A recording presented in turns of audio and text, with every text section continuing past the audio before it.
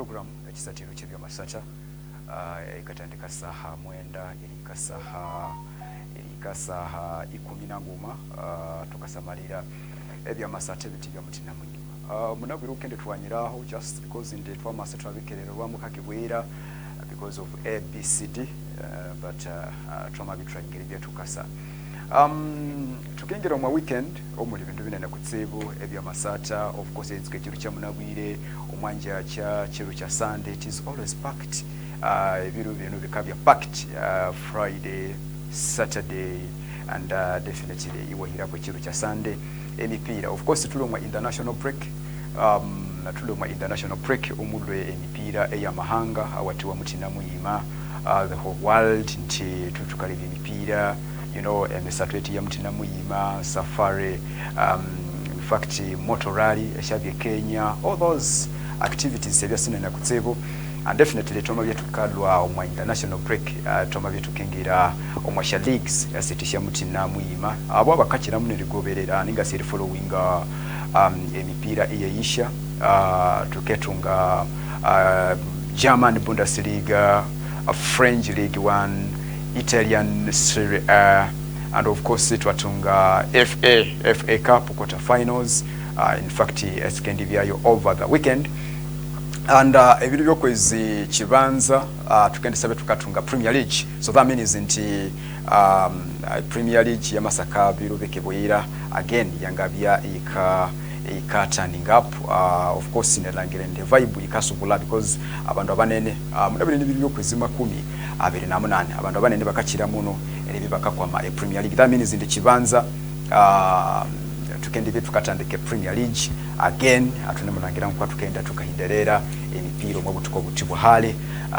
Rwenzoris TV you get way to the Rwenzoris Ekisathiro Kye'Byamasatha na producer Joka ngali producer Kye'Byamasatha now tukayatandika with a big story in fact eyabyahu definitely weekend chiru cha Wednesday in fact mutukanale emipira ya maskuru emipira ya maskuru eikendibya in fact eikasatiba wa again okwazono situcheta mu regional okuma bya mukabuga right now baketa mu zono so empira ya maskuru ekasese district yabya yaberehwa in fact mutukanalebesha final eshabya ekyabolocha omwabukonzo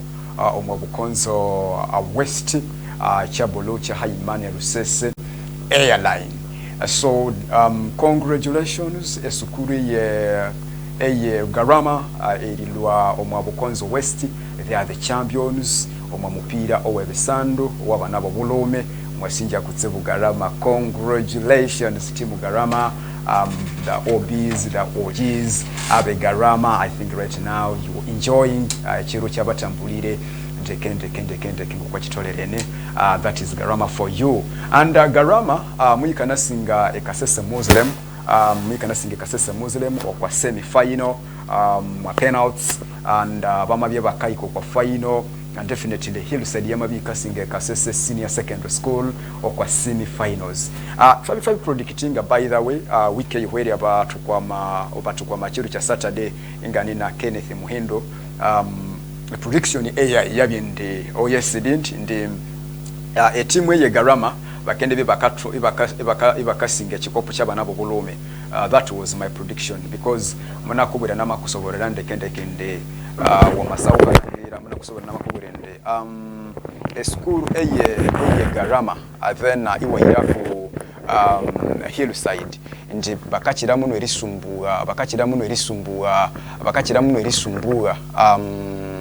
erisumbua amasukuru owakalo mu municipality muhano kutsebo so chamatoke kanende ngo kutwabye predictinga ingabwende Garama yangana twale chikopo bamalwayi kwenene babekola bati ebabiri kitwala so ebyamatoke Garama eritwala ekikopo echa masukuru of course ni bintu binene kutsebo definitely ebya ukabi waberikola iri kelifala chikopo you know uko kendino mwako wahwere Garama muyatekaho a performance yiwena so One of the reasons okwinje much as eshafaino zisino munga tibi ningasire baya search magezi wayawo si haimana mani wayawo si munatako kwa mupira w'abanabo bukali but Garama eritwale chikopo 1 to me elimenyerere sisobe shabu shoma ko wahwere bama biba maintaininga abasati babo because nabyanga langira abasati abande n'abandi ababyaho omwaka wahwere they are the same players ababyamu ababya instrumental okwa school eye Garama then of course in a coaching staff eye Garama in fact kulembere na Faizo nemo mo kwa bakocha be Rwenzoris Lions and galigikana in the experience coach Faizo eribya inabiribya mo kwa bacoaches abakata ndeke mipira ya maskuru you know nje empira ya maskuru eno by the way na yiwete abakochi bayaba you know abamabe begerayi wasanga ndi coaches you know used ningasi amabetunga that experience so Faizo nemo mo ku bacoaches abotu wangala bya mwameso ukakani kwa mipira ya maskuru Faizo is one of the best coaches so far abatukabya tuwete so obumanyiri bubwewe ningasi kyetwandise obumanyirifu kitegira bulungi nti kisobola omusoboseza yenga ye ayirangire ndi amatekamu amani nabana eribesho mupira once again neribi bakasinga kikopo kino and then enyota of course ndi amaskuru like Garama atinawuti enyota regardless nti emyaka ibiri eno eyamahwa Garama they have been instrumental but still ndi banawuti enyota amaskuru akahimba a project ya ukahimba ukabiwa birimbayo ewasangane nde yamakuwa teacher what is the project ya maskuru nde ukamenyerere nde amaskuru ukakompitinga nawo akakolate it is very easy to win mpira ya maskuru by the way akakolate for example munakubwera namakubure nde namakusobora nde amaskuru wekasese no awete ebitsibu binene ebiwangika lahisi uka-identifying wamenyerera uti amasukuru awete ebitsibu A, B, C, D and wamabya weri wininga sit down rectify the problems after wabi identifying the problems then newasangane nde ukendebya ukatambulira okwekyo ebyo wamenda uka-identifying wamenyerera uti twamanzeri singa tutolerere kola kino early preparations of course and amasukuru wekasese manene sale kola preparations esire ale they don't prepare ale ekyakabiri ndi amasukuru wekasese manene omupira it is not their project as project you get indi sichindu chiboto bakachitekinga as a priority so esukuru ukasinga take a priority wamenyerera uti itwe definitely nje omupira twamatekawo kwa plan shetu are you getting me omusamaliri w'ekinimba Rwenzoris TV wamenyerera uti abutere nti omupira wamatekamu amani omupira yamabya a plan okwa skuru aukabi ukaleta aba coaches iwaleta coach indi coach ono amasukuru amanene akatuha coach emipira yekabyayo that's when they think about or maybe libangana to coach emipira yekabyayo now you as a director or the head teacher or management ye skuru you lay down the strategy wamenyerera uti okwa skuru yayi inje coach ngende mu employee should be an employee like any other person there kukatu haba halimu na coach utolere wa mutuha regardless whether and yine mipira ninga siri you coach should be there inalangerende amabyo kwa skuru ko amabyo kwa skuru is part of the project ne mundu is part of the staff inamenyerere ndi skuru yetu eno ikatambula yeti because amaskuru amanene awetebera yerubyawo kwakatambula kwasangana ndi skuru definitely sibalianza bana bakaenda batya eskuru sibalianza emibere so coach should be in line with a skuru eyo not that ndi coach wa mamuleta ukanza mu 2 weeks and delivering a results I think changanaka la kutsibo coach elibinangana delivering a result omwa wiki ibiri so it is quite mu coach kaka laka and still in amasukuru wabireta coach already rina neho era saukobo otibo ukekompitinga nayo then ukasinga it is not like that amasukuru wekasisya manene waka training wiki ibiri towards the game iwe tukerangera ka uhiro masukuru I think omupira sakwa kakolate na masukuru awutwasha omupira the like CS and Music Kitende Kibuli SS Abukedi Progressive look here, and by the way, to atukingira mu mipira ya maskuru esha Bukedi progressive esha Kitende musika na ihakuna bandi basati amaskuru anakaloningana basati by the way iwasanga ndo musati. I remember to na utaka na ibakake tamu, in fact bakamwe tamu Alifoso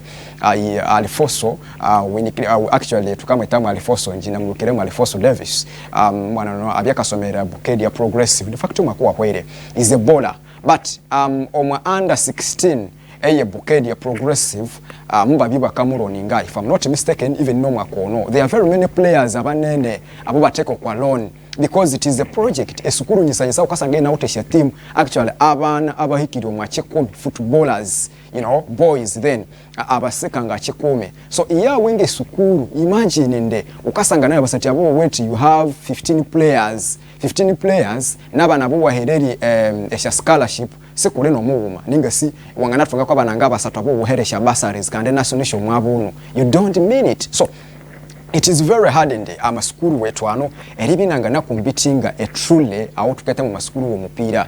It is very hard. Rwenzoris TV, you are Getway to the Rwenzoris wasinjeri samalira Ekisathiro Kye'Byamasatha ninja producer Joka a producer Kye'Byamasatha. So garama wamabi wangana singa chikopo emyaka 2 eno ukabi wamabi bya giant ekikamanyisa chetu witere hamberera.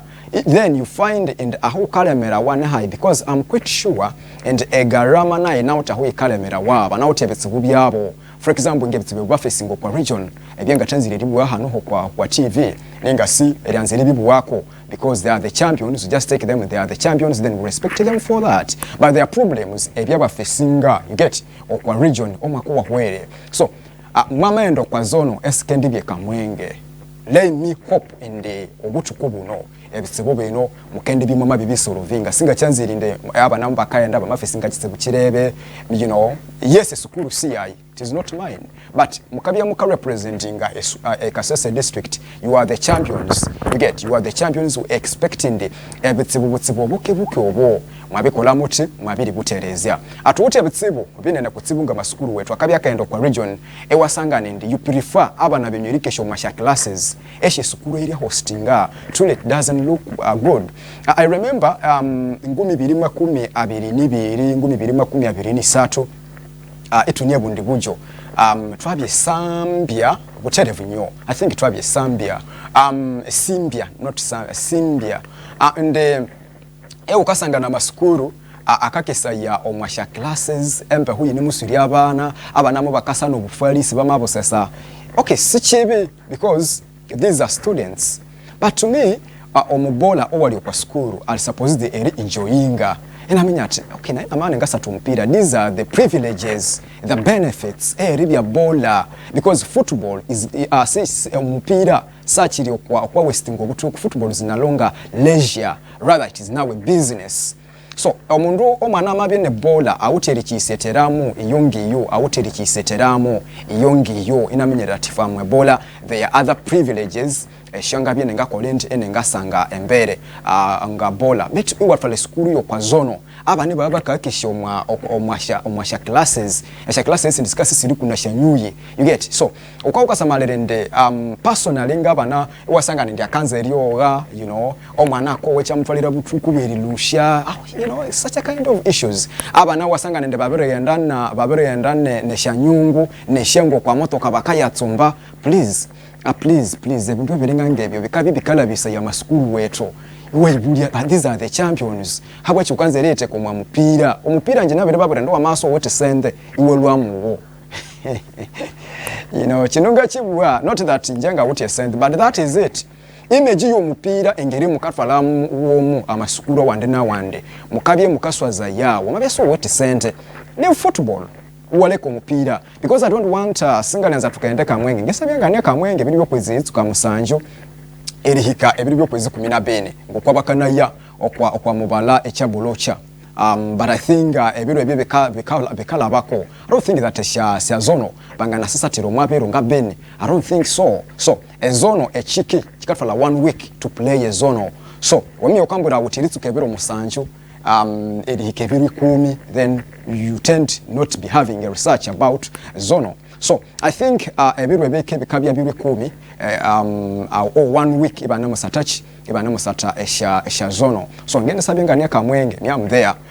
Singali enda ngakwa mana mupira but nganze samalira masukuru weto mukayitwala muto mwamibere because ababola umwabola okamusangana but Joka tukala bo mwabendo benene producer Joka, you know, to be at least Joka ABCD. So I don't feel better because the chinga sidi masukuru wetu na ote capacity wamabi webikiriri butukendesa tumupira, you get wabi winning ekikopo che district, you are the district champion.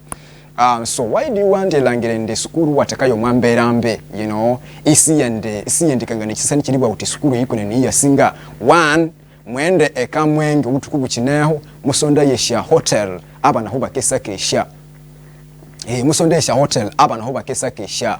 So that in the wabimenyerera aba na huba kekesha bakenderia abantu of course ndi mpire menene tukanenderayo kwa away ewasanga nende mama yasonja hu mukekesha bituke mwamu kalera somewhere else ukana sanga nde mauteri ya manene anganabya expensive accommodation food inabya expensive but kweti muko advantage nde ama hotel wa manene, you get nde ukana sanga nde wamatunga accommodation ninga si wamatu accommodation yasera kwa breakfast maluku hii nde ama skuru wetu wa manene okwazono ukasanga nde abana bamendo mu mipira sebatalya breakfast. Now what do you expect from them? And ukanze ba demanding esha results, you get aba nasibatali breakfast. So lucky enough in the oma hotel wa manene bakamu kawo mabiri or either mamabi pangishaho ukabi kunye breakfast wasanga ndo mwana babete breakfast kunye chapati kunye eliero kunye reya then na mate.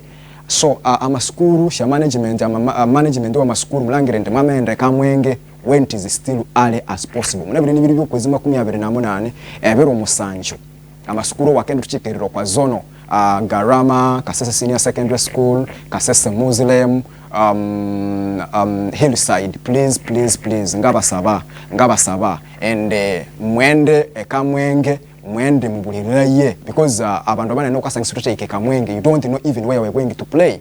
Sitwa cha kesa asatide mipira, so mwende mukole a research mulebaye embere ya mukende byamu, not that in the mama and cho mipira niyo mwanja achimwe enda munabulisa hiviri. What do you expect?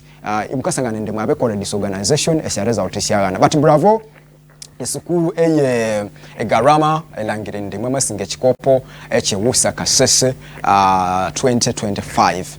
Then of course inti aba champion aba bya in fact Garama mwikana singa Hillside golunguma okwa 0. Then I want also nganza nzerikanyo kwa bendo ebya the organization eyo mupira Ibra ngalanza tusubyo kwa mpira yo uleba ya bandungo kwa bale much as in fact there are other things ebena byanga identifying iro kwa mpira 1 and the wusa committee ninga si Kasese wusa abaka preparing emipira eye Kasese mukale kinga ebendo abengalyanza ngabasabe at least mutereza yemo emipira yabye cyambolo cyo malangira bandungu kwa bibene abandu bakima niba yikirima no mwache satero wana sahali laina, you know, mwabito ko radio mwabito ko kwati satiro ku radio ikatokerera abandu.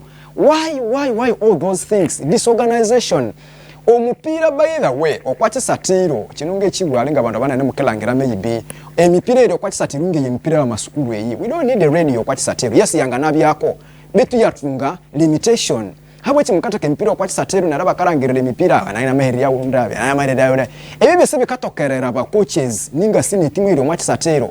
Wobukindi aba coaches bakaba ni okwati satiro bakaba ni mukanena abasati babo. Are you getting me? Coach akanza libe kulomusa tisangowa aba bakaranga emipira sanga amenyerera. Okay, yes, it is okay. Leka tubutu tuboma kolisha omundu oyo wangamenyerera ndi coach akanzirikane no musati okwati satiro ina ananga ni manirikane na from day one omundu akabu abo na meri ya unani na meri ya unani Garama nere nawo Hillside Kasese Muslim so that is the kind of disorganization you see. Ebisatiro sekule muhuha abantu baberengero mwache satiro ebisatiro there is no space outside, no parking njina berenga asasika bya saha in fact sebya kuminango mane shedikanga shesho so wuti ahuwangalaba abantu eshepichisika parking iritsuke yulo mwangula abantu babereye kumiro kwache satiro please next time Wusa Mr. Gabriel the chairman of Wusa Kasese ngali yakusaba muze. And next time ukisamuka consideringa ere hostinga amaskuru aka hostinga let us think about a safety y'abantu n'omundu amaana alasaba y'omupiira please akabina lyasaleba y'omupiira ewalangira omundu andi musimbiriria why don't you take us okwatisa kiro kinawuti space are you getting me omwakasa district mwano tunawatoa ebisatule biwuti space actually omwabusongora north ni yairi ebisatule biwuti space hima yiri ebisatule bibere ebisimi nawuti space in fact hima factory haimana hima parish ne Rwenzori hayi hasasa kisatule kinawuti space unamanye tereri so emipira wa mafolo kwa kisatule kitawuti space ukabya ukata sabando for you are after to see emipira ni mwenda mbere but se timu ese kasate isi sikabisa sawuti buholo and etimu ikaike losing omupira coach Runa namuberekero isi bakaki kingesha penalty abandu abusibasibe timbo kwa penalty really I am not happy at all abandu bakalpigesha penalty omundu sachilangiresha penalty coach siba chilangera abandu abusiba abereye kumiro kwa Ekisathiro.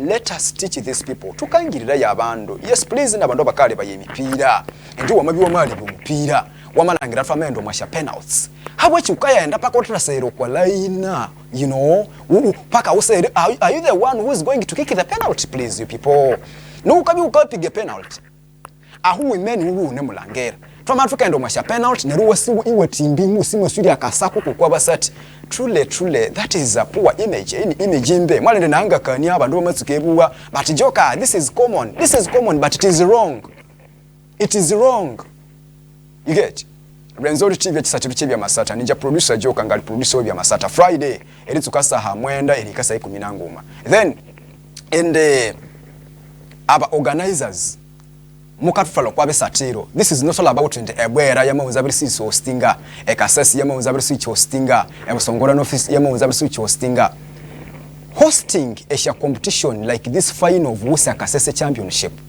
emipira ya masukuru nimi umayo kwa mipira singiri abantu erianza you should expect that and emipira ya masukuru ikasoroka ya bantu banene one abantu bawote biba nawote safety first before you do anything fine security is there hanena ho matfalo kwa Ekisathiro for example echeka changa Ekisathiro sichiuti toilets you know what we expecting the abana bamalo kwa school ukabala kwa Ekisathiro chitauti toilets you can imagine nari wo bwawote Ekisathiro chiwene chera flat it is not all about Ekisathiro area flat please it is not all about when the ebwera yamawunzabirisi uchi hosting emipira ekasase municipality yamawunzabirisi uchi hosting emipira the fact is do they have rights elangire ndi bama hosting emipira yo we need to state our standard tutole twa setting a standard shetu batu omundu yike hosting emipira ya masukuru number 1 Ekisathiro chiwute ibe kinawute space 2 chiwute ibe kinawite maybe ebi rikolesha toilets and ABCD amaitsina naho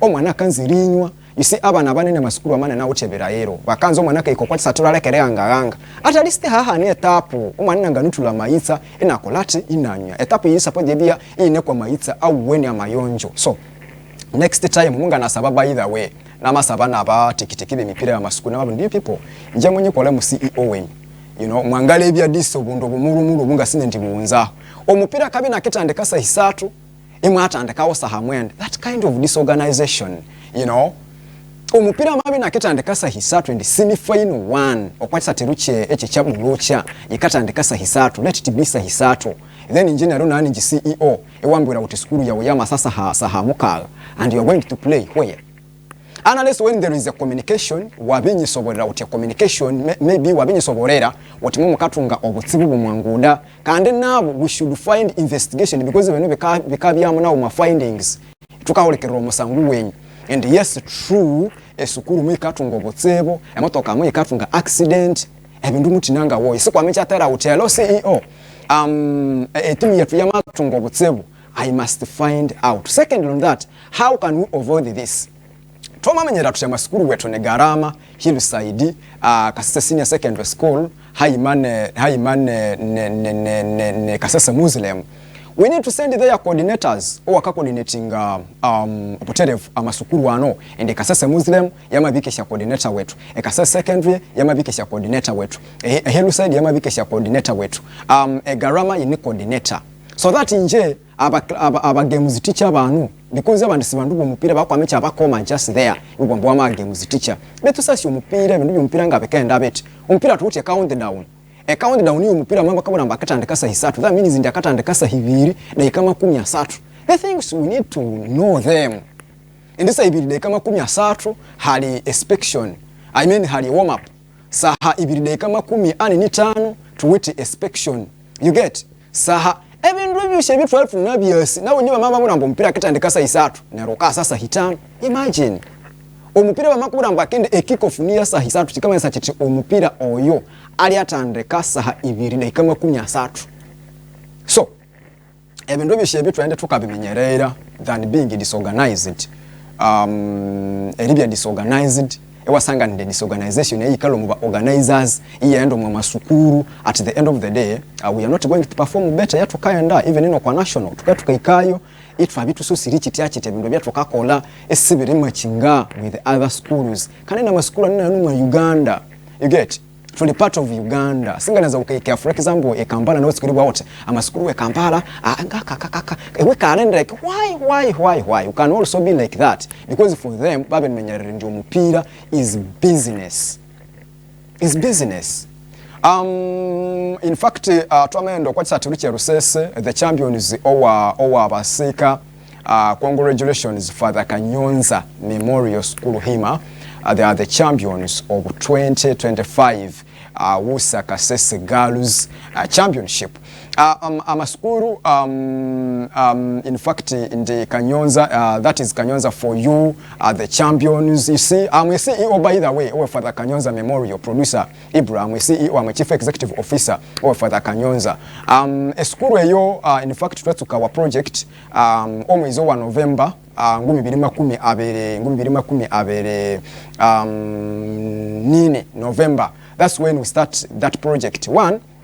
And a priority yetu eyo makono yabyo kwa baseka kutsebo much as aboji betu muntu abataka amani but amani ne kutsebo abyo kwa baseka. And as a CEO we find a challenge. Number one, erebana abasati abakendo kwa school, it is a tug of war because omwezi wa November oyo muna abana almost abana ngama 22 abu bukali abakasatu mupira superstars. You get what I'm talking about. Then nabere baba of course twamabeso tuwete shasenge siri enough. And the other last Friday muna kubirinde omupira w'abana bukali right now akawula kusingo w'abana bulume. I think akugambali kwa katale because abasati abana banze bw'abana 22 naberenga sasubo mu field twabirana nabwe nengesa batwala December towards the end of December namasanga na masukuru awatusingire sha profile unabe kolat inabere batwala the likes of Shema Girls in the omako wa hwere ayiroma district ya Shema. By the way mbabi bakahiko kwa national bama unzero mu kikaro cyo mukaga Shema Girls mbaka na satane sha elite championship awa mipira yaba eya masukuru ekabanzaho the elite amasukuru awakabe nabe kolande kwa national akasata elite league, you know, let me call it like that, akasata elite league either championship ikabyaho. In fact I think amasukuru akanatandeka early January around February abakasata if I'm not mistaken. So Shema mujanye twala kwa bandu basata butwa bi planning nabo then we irakwe sentinoha. And for example Shema yabetunga a deal eyaletwala Winnie Kabuwo omusati we Toro Queens. Winnie Kabuwo nemo kwa basati abali kwa under 16 eya national under 17 in fact national team yaba nabo bukali nema no bukali abutirwa kitwamba ali mu Toro Queens. In fact the season ya 2023 2024 Winnie Kabuwo abyamu moko ba top scorer owa women elite league o Toro Queens. So Shema yabiranze letwala Winnie Kabuwo. In fact bama babiranze letwala Winnie Kabuwo actually bama twesha sende. In fact if I'm not mistaken banganamba hiramu akakadeka uma then sentinua yamasa sorobokade obulinga bubere. And of course you see the deal edeli obokade bubere then uwe milioni ngoma oli akabina kende yendo kwa milioni ngoma. What am I trying to mean here? Omusamalidi we chini Rwenzoris TV Ekisathiro Kye'Byamasatha with the producer Joka producer Kye'Byamasatha and omupira wabaseka kawula kutsibu you pull their investment abana eresaloka baba nabakasa tumupira bawuti sha connection sinene amasukuru akarwe Kampala akasatwa labasati. So mwana tunge challenge eyo, and I want the munanze rebit for granted in the bintu bya bule nga buli chiro musati wa makanya nayo fine ukaya muherera ya bursary ninga suka muherera ya scholarship, but hanya maskuli ndo omwana baka muherera ya scholarship. Everything for you fine ukaya muherera ya bursary no muyanga bya full, let me call it like that. But there are other privileges in the school ya masaya makubura tukatwa lomwana oyo omubuti tukendi kuhimbire nyumba, tukendi kusiresha milioni 2, omwana tukendi mulira uniform, tukendi bya tukamwe breakfast ya mate ekunirinda kugamba privileges. So ende ewuwa masa omwana kale omabwa tukendi mwirire bursary full even so watamu bwe rabbit means the other school ikatekinga upper hand libiyanga namutwala. So again I was to set another strategy langire ngatunga abasati betu ababa singa chikopo abana ne producer nganza wende ukasubayo 20 tukalebya that first lineup, and it was also a tug of war esalonga babana because mona amenyerere ndi amasukuru amanene manene awabyako bano obukalya bakasa tumpira, the likes of Rwenzoris High. In fact Rwenzoris High baba bakatuchikira kwa region, the likes of Maliba SS Kasese Senior Secondary School. Now we know let me go down ngikira ndi am starting a project namabye nga recruitinga abana abo. I started recruiting namende Rwenzoris High muna haya abasati babiri. In fact captain wetu oyebaketa munyangoma oyona muhe Rwenzoris High. So namiha Rwenzoris High abasati balenganga babere, namiha Sanex yabandi basati, Maliba SS namiha yabasati, Kasese Secondary namiha yabasati. And what I did, we have an F code. Omushakulu Titus wasinja kutsibu, by the way, CEO of an F code. Eno ni timu yaba na academy yaba nabo bukali. Namabindi no let me partner with them but tuherera yaba nabo bukali. So majority ya timu ya yeyo neba nabe F code babe labo mu academy, by the way, and it is now a good munalekani ndi we need them tubatwali kwa skulu babe hauma, and here we are finally promising chikopo echaba nabo bukali. We are the champions abe usha kasese 2025. One nganze lisima basati ba yabe Father Kanyonza. In fact I have my best player called Hilda. Then natunga that goalkeeper tall one called Angel. Hilda is standing next to Angel, that tall goalkeeper. That is the Hilda. She was the top scorer, by the way. Ngawuti abana bayo baketamu gift akalwa hano matawune Dorothy bana banene bamabira. They are there. Elangere ndi kabisa bakasa tumpira nda mubaka na satumpira, by the way mtu kanalwa mwachikopo chino isali timu ya mafeta bamwe golo kandi isali timu ya matusinga. I want to thank my coaches, in fact Coach Kante, Joshua, with the whole entire technical team, Mr. Kenneth Muhendo, our media officer, Erikanganinde Ekasese ningumayo kwa district wite talent ebintu tukatukabe kola omusamaliri w'Ekinimba Rwenzoris TV tukabe kola erinyo abandu bekasese eno si project yayi. Are you getting me? But nganze nakukangani nakubwende Ekasese ningumayo kwa district wite esha talent. You get? Now twamabe tuwute talent echangala ketwabona itwahika eribya tukabya zif amasukuru wetu enanze tukanganinde maybe we are not worth it and ebitwangana tunga matimu when why not? So wamalangiranga matimu ngeshika sese because ebintu ebina byanga kola bine, and by the way ngale mu kwa bantu abatandike shika sese estimu ya shika sese twatandikayo bantu babere na Mr. Bagenda Jonex the man right now ni coach Oweshema Girls in 2019 towards COVID-19 there, then twamaberekera amune aine byona we set twama tukino okwachitwa Rwenzoris omupira w'abana bobukali amabina mabitsuke yakuloma Uganda habwa chitwa tatungako abana bobukali abakasa tumupira. So mutu atandikire timu yanu yechanya ibanda 2019. Are you getting me? So that experience, I know what it means on mupira w'abana bobukali, and this is the shika sasa ya mukalangira sasa no mu Elite League, a league isubukire Super League ya Uganda. That is shika sasa for you. Natoka tandekayo, in fact mutu airamu amani mane na kutsibu, then I come out na resigning kwa timu shika sasa omamuti mumubuya. Not that in the resigning maybe they are A, B, C, D, but me I believe in the wamia ukakola chendo. You get ngukwa mpira ufole riwolwa kwalekera abantu basakola bate basasakola ya timu ishika sasa ya tukaiseteramo abantu koko Kenya sanga timu ishika sasa ile kwa bana bakaza tumpira abana bubukali bakasa tanga bana bobulume. These are our children, abana bone bana betu. So it is the same as Father Kanyonza Memorial in the tukanza emisabe yetu ndi tukanze endo nominating mpira w'abana bobukali. And this is the project, our first season, iri participating mu mpira y'abana b'obukali twama twala ekikopo. Are you getting me? Mtu kana singe Sadex goal 2-0. And atuka singe Sadex itwa bisinge Kasasa Senior Secondary School. Kasasa Senior Secondary School omwa mupira w'abana b'obukali Kasasa Senior Secondary School Sadex Rwenzoris High. And amasukuru wano mupira w'abana b'obukali ne bubalwi bakanga badonominatingirewo. But anganze lehererya grade T ya Kasasa Senior Secondary School, especially Coach Kye'Byamasatha. Coach Kye'Byamasatha akalaba omwa yes wamalangira masukuru nge Kasasa Senior Secondary School awuti capacity, but this capacity ukasangana and they don't give full support.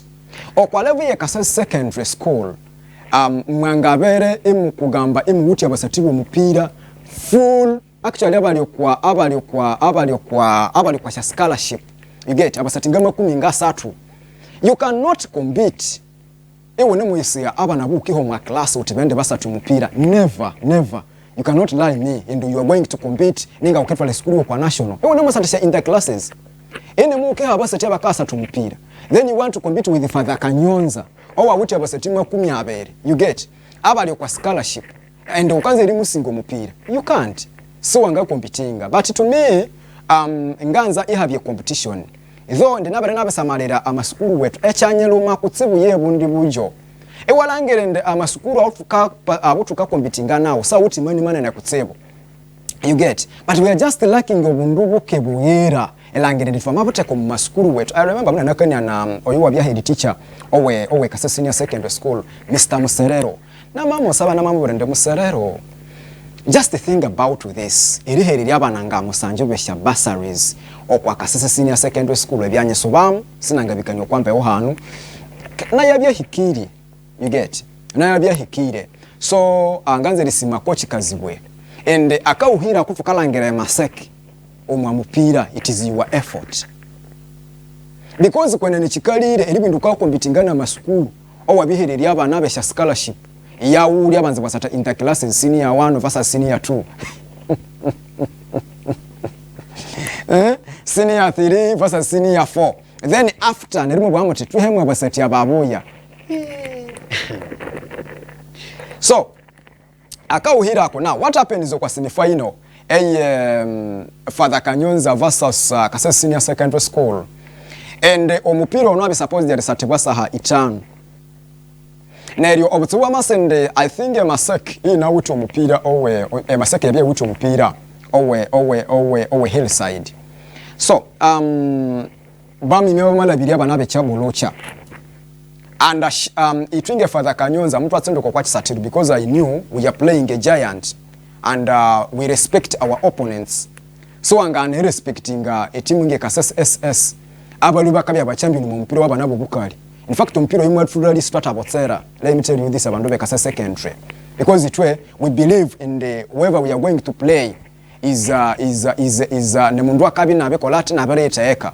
So mtu iko kwa Ekisathiro Rusese airline sahanguma tukalwehima famatandike preparations of course.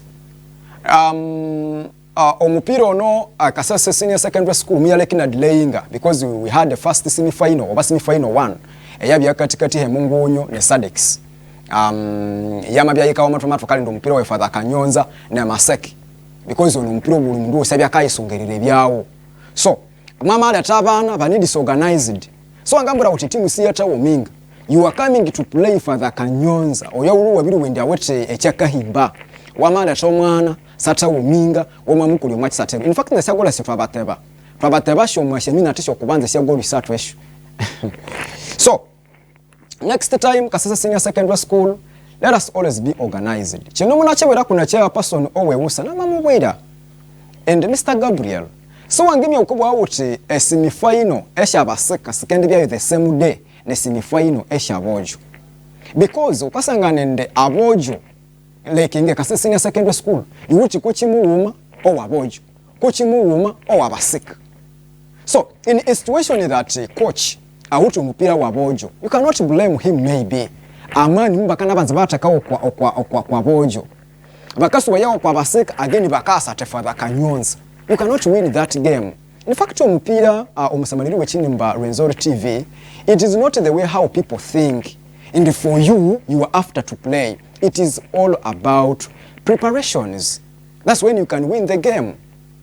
So, Father Kanyonza Memorial, it went for just the preparations, and of course we have been ready. It's okay November. You cannot tell me that we have just been joking. Tulifuka training omupira, and we wanted the trophy. Twanzilisinga chikopo. And here we are tukasinga chikopo, and we are the champions. But maybe the twasingira mwa chikopo twasinga maseki goli satu, you know, ne golo sineno kwa semifinal. Twamasate Sadex. It means that abana bayamuba sateshedekika esedekika chikumi, in fact sabya dekika san chikumyan emipiri biri. Esedekika chikumyan abana bo bukali, you can imagine. But omusedekika chikumi ane twamabye tukalwa mututesha golo itano, which is not bad. Now we are going to represent Ekasese Kamwenge kwa Zono as the champions of Ekasese. So bravo, Father Kanyonza Memorial, bravo. Then nasime skuru ya Sadex ndemubaka natwerire challenge, abitemu ko challenge. Hali umusatu bakatamu, in fact captain we Sadex bakamwetamu namabeberi nali hali akana kakasa tumpire. In fact omwana oyo munanzire mulete Kanyonza omubuti amamu anera. Ababuti, by the way, Ababuti, I think sina chamukanza. That is the problem with the Ababuti Ekasese. Omubuti wa mawuti omuwisi ndo mwana wa wuti talent. Like me right now, abana bayi nga obukali nganza demuteko mu academy y'omupira obukali. Because I don't have money to pay school fees. Omupira neho amasukuru akayongeribwa erete ku mupira mwesha sente. Omubuti wa mabi wa matwingi sukuru eyakubwera yeti kafala omwana ikamwerera full bursary. Neriwa tukiribu abakaita bakakola batana no ndi mwana onana abetwala. In fact omubuti amasema muhema mutwala kasa secondary, and omwana makanikalaisha amalera namamukura no bulimu ati Joka. For real, I lost my chance. I would be celebrating with the Father Kanyonza Memorial. So ababuti mleke mukima abana benyibesha chances just because you want to think about the school. Who was uti amasukuru esukuru ya maya bya? No, please. Amasukuru esukuru ya maya bya sekawa ati mubuti mwana tukamwire basare. Achinga ku expecting mungu mubuti have a memorandum of understanding over MOU with the school. Iwo bwawoti mama twala omwana wayi olupapula lwalo musigning ABCD yamabi ni full, maybe mama mweri scholarship. Let it be a scholarship yama basare. Terms and conditions must apply. Not we move to the about jomwana wainama sende endo kwa sukuru. Start assuming abana mukaleka ibabi mitima yabi nakulirichi isitsenire omwana mana bekubura takanza lende Father Kanyonza ni mwana omupira muleke ndi asatumpira. Why do you want to restrict? You get? So Captain we Sadex, in fact mnaikero mubuti wiwe amagana totally abati jomwana waisanga we Sadex, which is okay. It was your opinion. Betu walanga romanisa tsemire ali anze libya na bainzi biwe because mali batu na otaya bana balenganga basatu mu timu yetu. There is Dorofe, there is Mabira, naka no ndema nani aho, and they are enjoying playing football. Football is business. Nje naba numa kwa kasa amasukuru watu singira umupira akebya kasa Renis SS Saint Noah Shema. I will release them because omwana sanga tungediru when akaenda Saint Noah then na mulwera. Are you getting me? So abana ni muisa wabo ni muisa wo mwana simuita wo mubuti omwana mana mende Kanyonza because for us school fees yetu nemitwalo nga na mwenda, and it is a boarding school. Sikuli day eti kama nsati tukamufira full. So omwana mana bwati njenga asatu mupira muleke ende igeti then mufana tungebe betsibo ebya masukuru etindire lizinga basati. Why don't you want to release a player? A sukuru ya maya bidasa with a good deal. Maybe a school is better than you. Neruwa rumusati. Why? To me insali changaleke falo rumusati. As long as abasati babiri ko kwa 11 day amasukuru wa mani amabaye taga. How to give them opportunity?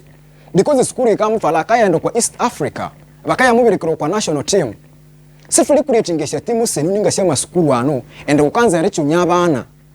You know, a school wale mero mwana onone superstar wae na tutwabiri muiramwe send sia so watamu he basar so watamu you just send webi muiramwe sha send sha hai inje naba na mutwabiri iramwe amani aba omwa ko wakasa ebiru yemate omwa na wafuka mutwala let them to go and yatunge privilege area hawulu kusinge Father Kanyonza Memorial hima. So please ebendu benu tubiye. That is how football is.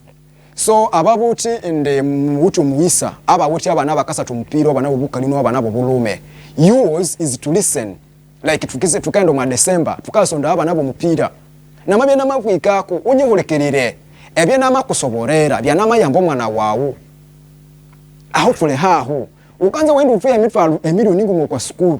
You get omwana wana animusata mupira lakini unimupira syasenga unimupira syasenga ukawo bawot. But I cannot blame you as such because I think mukanze resibwa na remenyerera ho mupira mahika. So ye mipira ya maskuru then before tutwendo mwa mipira ya maskuru definitely mbaka natuburamu mabwinde indie kasese kendi sabi kabya represented na matimu mukaga omwabojo na matimu an omwabaseka.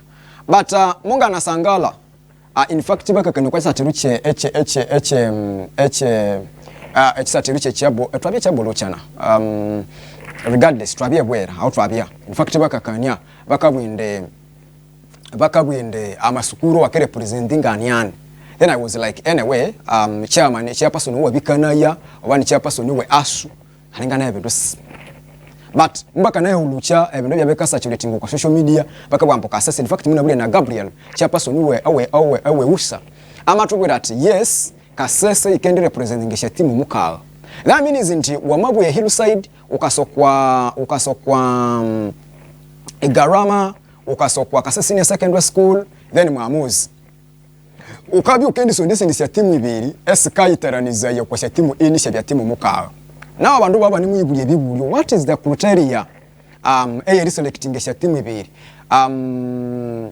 chikendi lilokuchi? But I think to me it is very easy.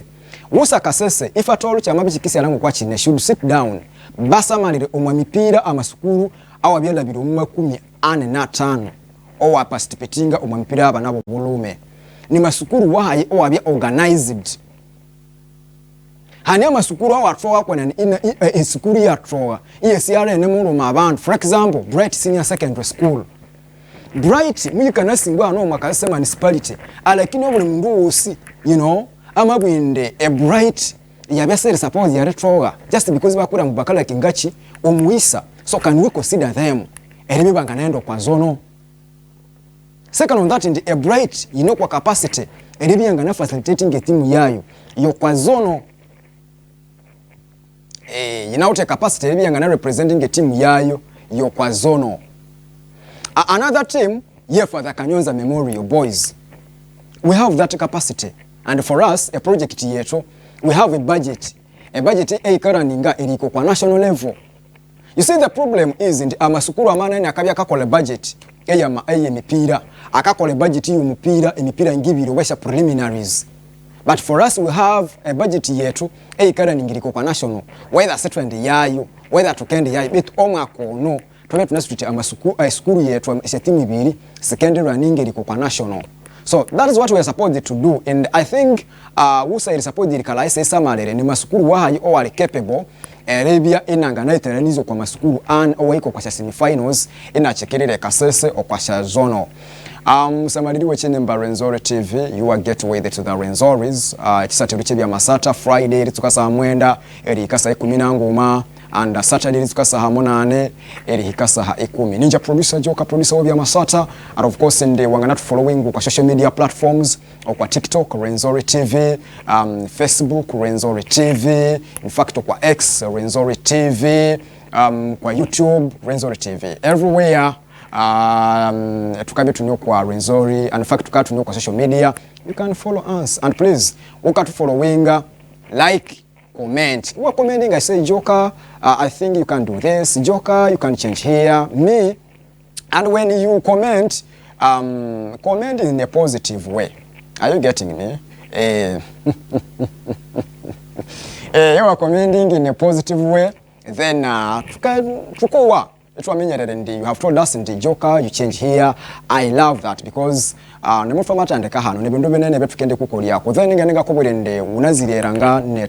fact you want to be a sponsor or Ekisathiro Kye'Byamasatha.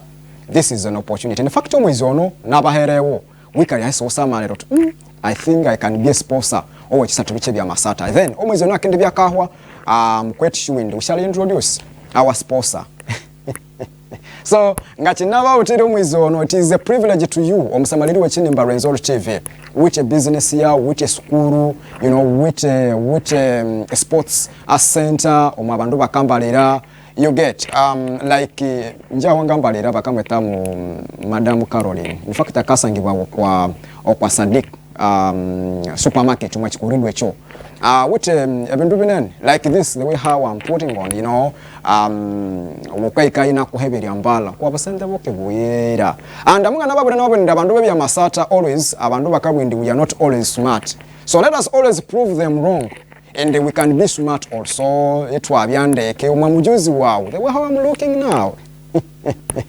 Are you getting me? So wamabya unawet maybe a boutique yawo kanze ebyanetu. This is an opportunity because esho no abantu abanene bakakwa mai. So omwezi akende byakahwa in fact at which in here and tukende bitwabeba na maybe somebody will be part of us, will be a sponsor elangirinde tukaba kurakwe program eno ahatiri sube nyuma producer in fact tukawo mulamo kakebwira tukende tukasobulane Rwenzoris province Uganda under 17 AFCON ekiro kyomwanja acha then nebintu binene kutsebu hatwangaenda tukahinderera a show lekatu humulemo kakebwira then twangabya tukasobulana. It really had a very